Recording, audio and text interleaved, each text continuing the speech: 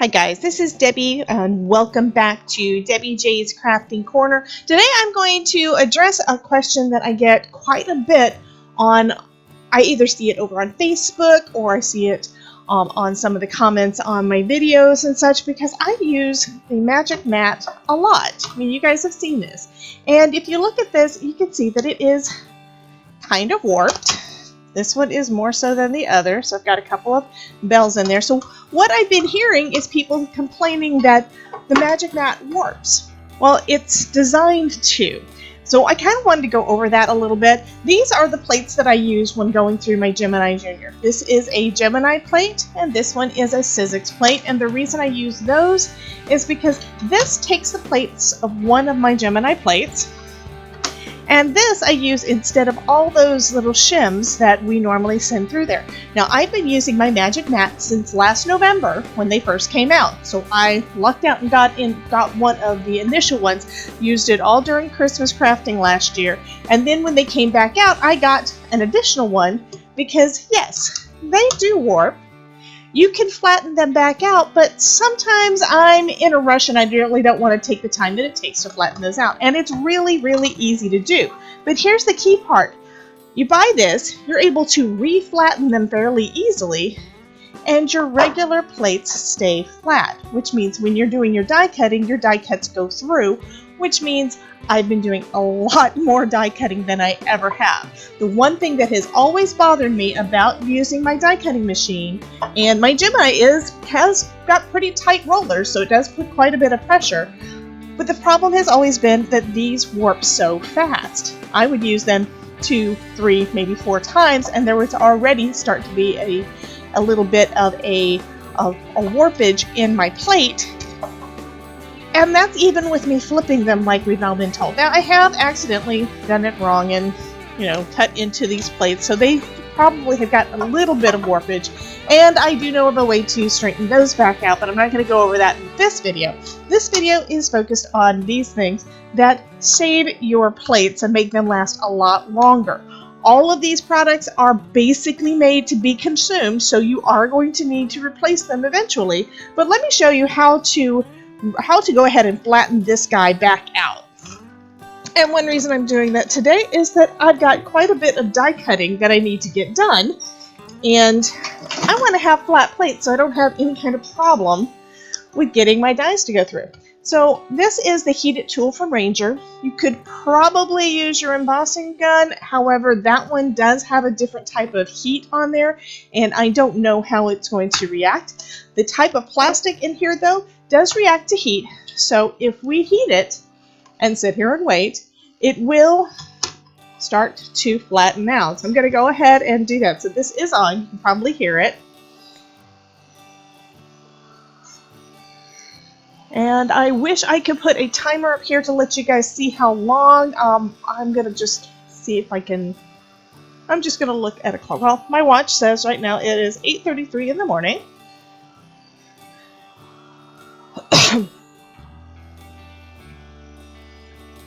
And I can see from my angle that it is starting to flatten out a little bit on this end.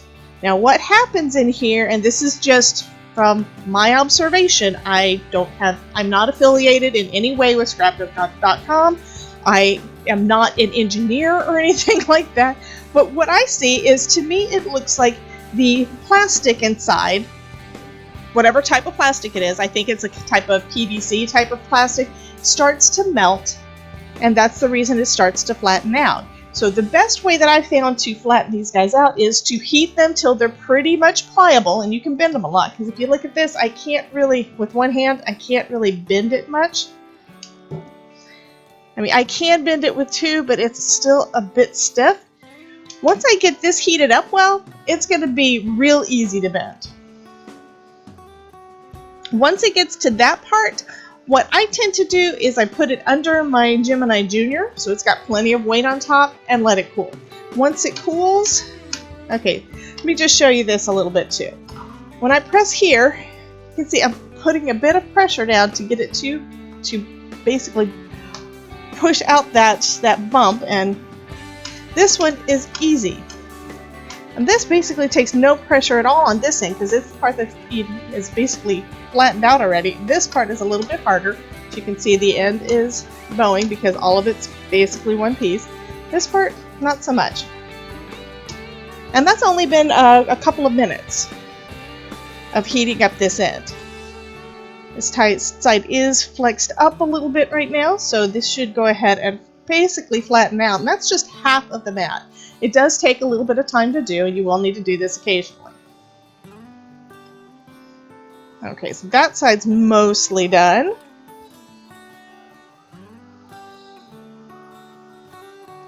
One other thing that I think it was on these, I think if you put too much direct pressure on, direct heat on there, this one is mostly, let me show you this. This one is mostly flattened out now on this end. And that's just applying a little bit of heat. So once it cools, it's going to function mostly like a brand new one.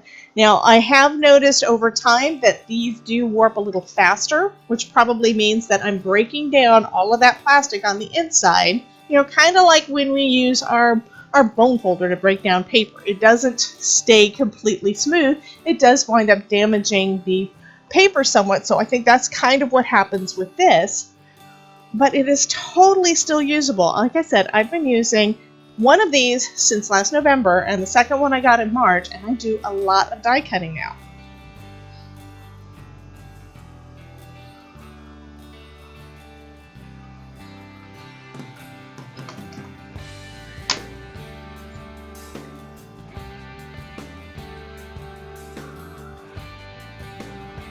And for me, I like to see it start to kind of sink. So that's one reason why I went ahead and flipped it over. I had a concave on that side, and now it's a little bit bowed, but I can see it from my angle to know when it's flat. This side is pretty much flat. And it is now 8:37. And I haven't timed this before, I just knew it took a few minutes. But it looks like it's only taking about 5 minutes to flatten out this magic mat.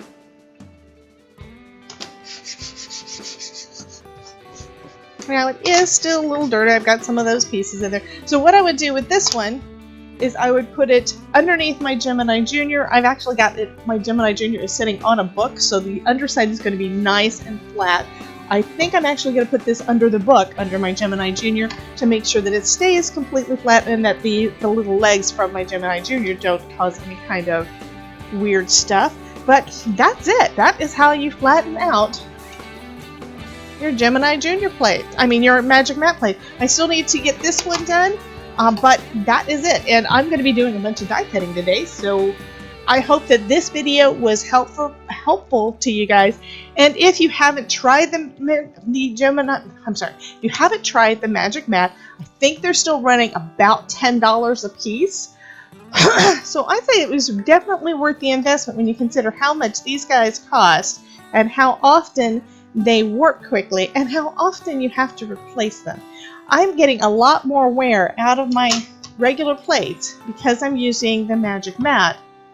And I can't tell you how much. That has basically been a game changer for me. I do a lot more die cutting now because this keeps everything nice and flat, and my die cutting works so much better. I don't bend my dies.